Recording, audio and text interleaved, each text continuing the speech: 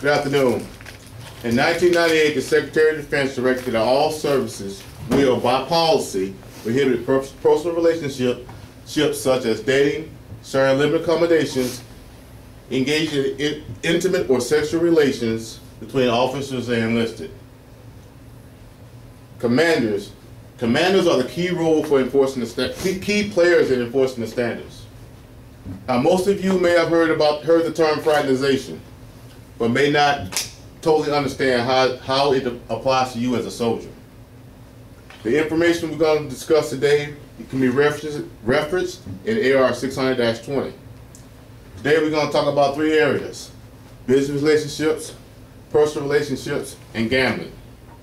Under business relationships between officers and enlisted personnel are prohibited, such as borrowing or lending money and commercial soliciting.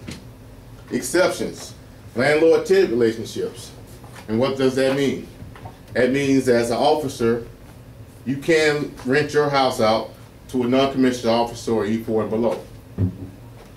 Okay, the other exception: one-time transactions, such as the sale of an automobile or a house, can be conducted between officer and enlisted. Now I've discussed business relationships, now I've discussed personal relationships.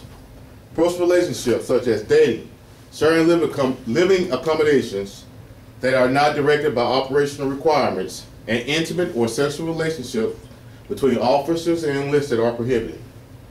Exceptions: marriages that were entered into before 1 March of 2000.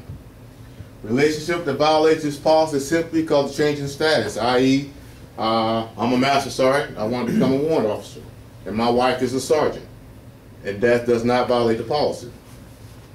Accountability: everyone in an inappropriate relationship, as defined by AR 600-20, the senior person by rank is generally in the best position to terminate or limit that relationship. Now that I've discussed personal relationships, we'll look at the gambling. And the Army has one rule on gambling. Gambling between officers and enlisted is prohibited. There are no exceptions to this rule. In conclusion, the commanders are the key players for enforcing the standard. The Army standard did not change.